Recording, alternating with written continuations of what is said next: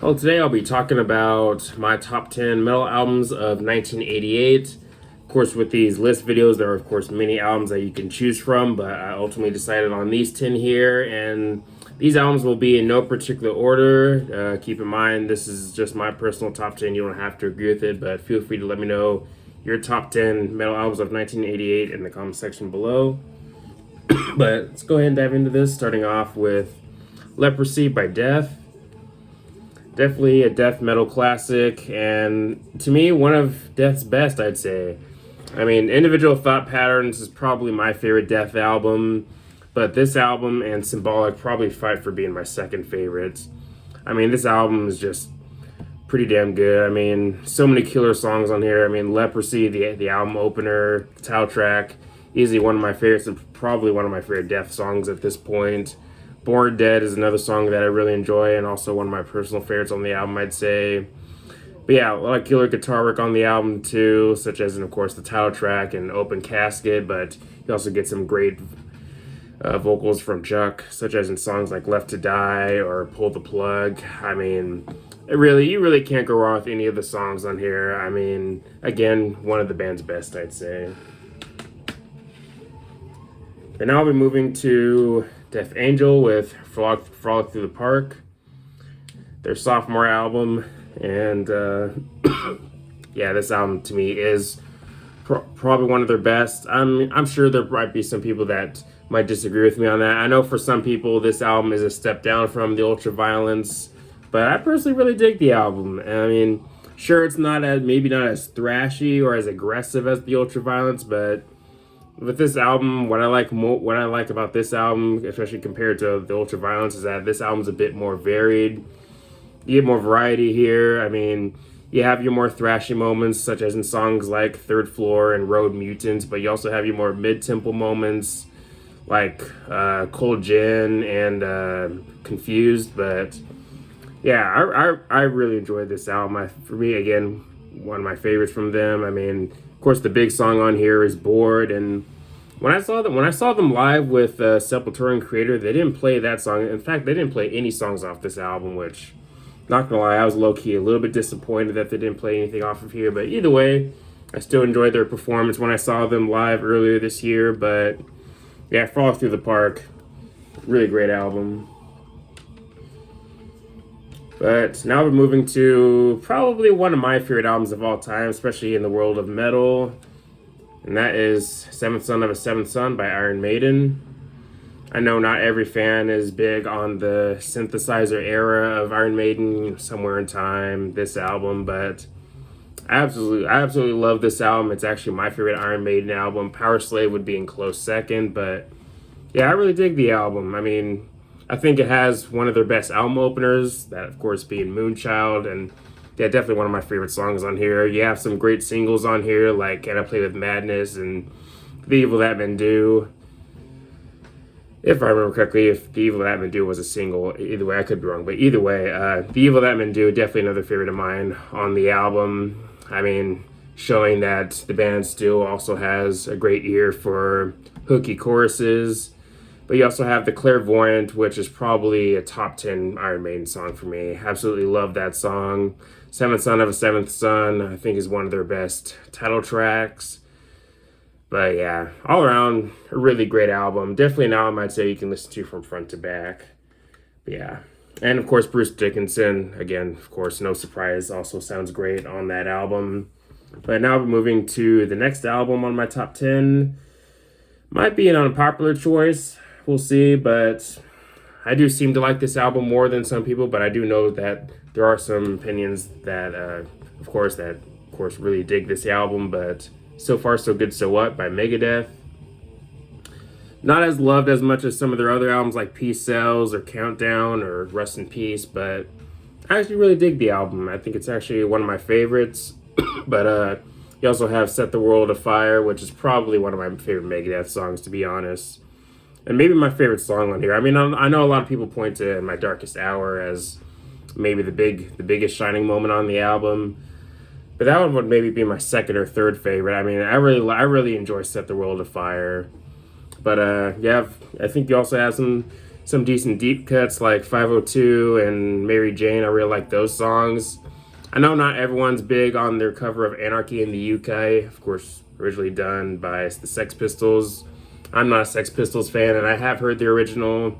Again, not really quite my thing, but I do like Megadeth's cover of Anarchy in the UK. I may not reach for that song as much as some of the other songs on the album, but again, I do like that cover. Into the Lungs of Hell, I think, is a kind of an underrated instrumental from the band. I really like Hook and Mouth. I think that's another underrated deep cut from the band, but yeah, all around, pretty solid Megadeth album, I'd say. Kind of underrated, especially certain songs, but yeah, and also, of course, this would be their only album with this lineup: Jeff Young, Chuck Baylor, Dave Mustaine, and David Ellefson. But I like the lineup on that album, though. But yeah, next we'll be moving to another band from the Big Four, and that is, of course, Injustice for All by Metallica. Of course, you have the absence of the bass, but for me, that doesn't harm the album too much, at least for me personally, when it comes to my enjoyment of the album. I mean, there's so many great songs on here. This album, to me, really has no skips. I don't know if I would give it like a straight up 10 out of 10 by any means, but at least a 9 at least. I mean, you can make of course you can have your gripes about the production, but I mean, you really can't go wrong with any of the songs on here. And the title track, I absolutely love. It's almost 10 minutes long, and I feel like the song earns its length with how great it is, with, of course, certain sections of the song and all that. I mean, all around, I really dig the title track. Blackened, of course, one of their best album openers. And you also have their song One, which is the big song on the album. Frayed Ends of Sanity is one of my favorite deep cuts from Metallica. To Live Is to Die, I really like that instrumental. Dyer's Eve is through and through definitely a banger, and maybe the hardest song on here, but I really love that song, and definitely a strong way to close off the album too.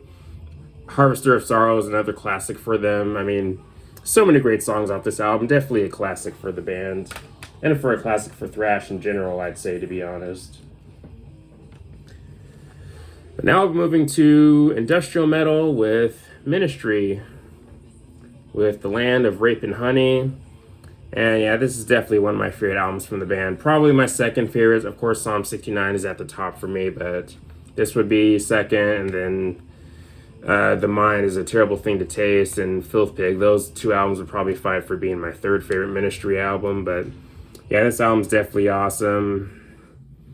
I mean, this would be their first album with Ministry, moving away from the new wave synth pop.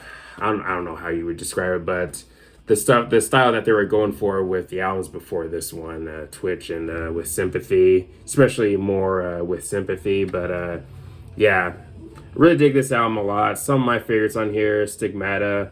If I remember correctly, Al is not a big fan of that song and how more simplistic it is, but I personally dig that song. But some of my other favorites: The Missing, Deity. The title track is probably my favorite song on the album. I really like the title track. I prefer, while a shorter song, is actually another favorite of mine on the album.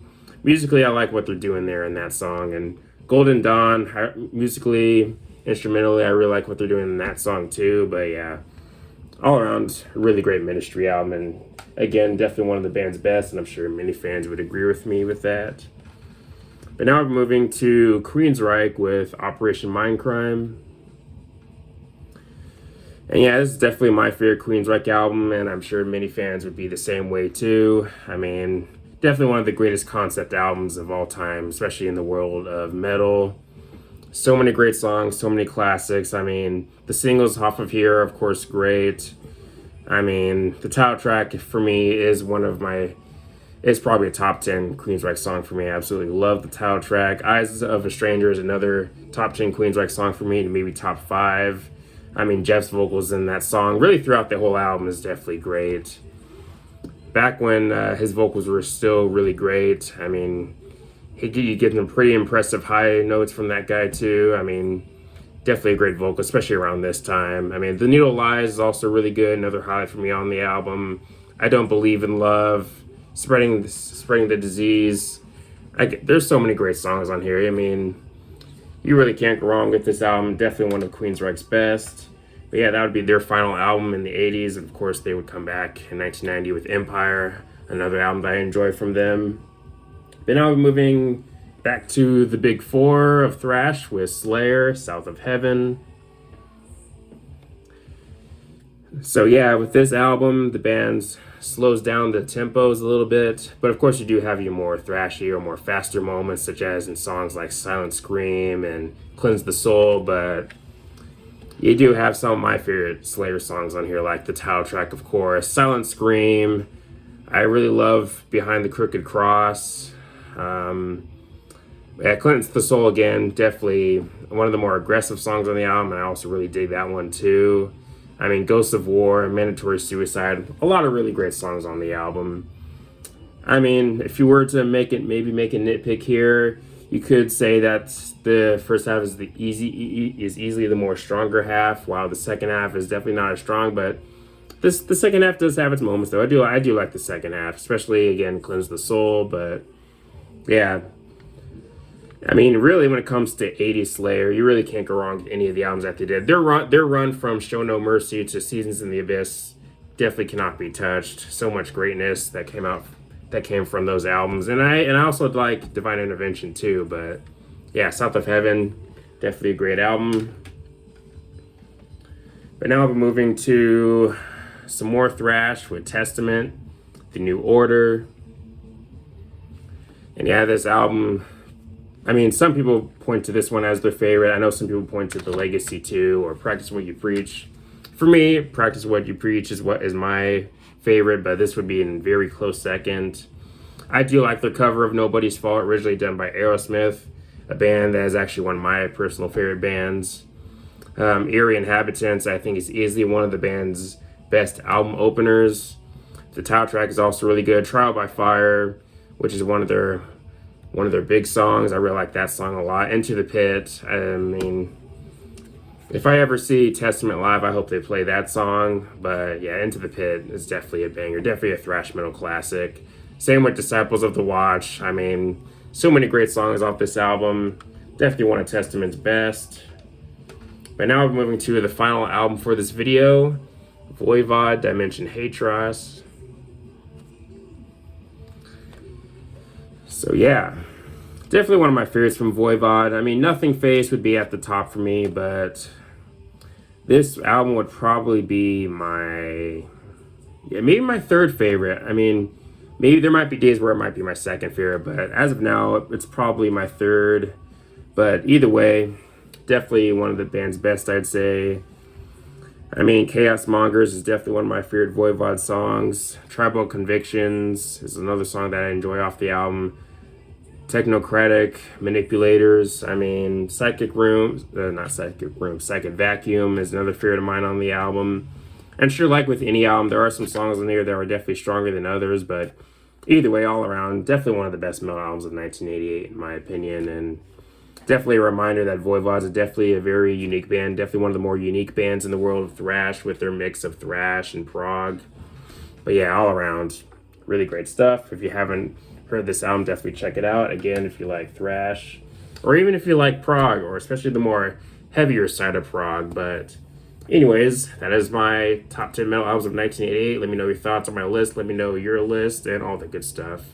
But anyways, thanks for watching. Please leave a comment and like, subscribe. Have a nice day, and take care.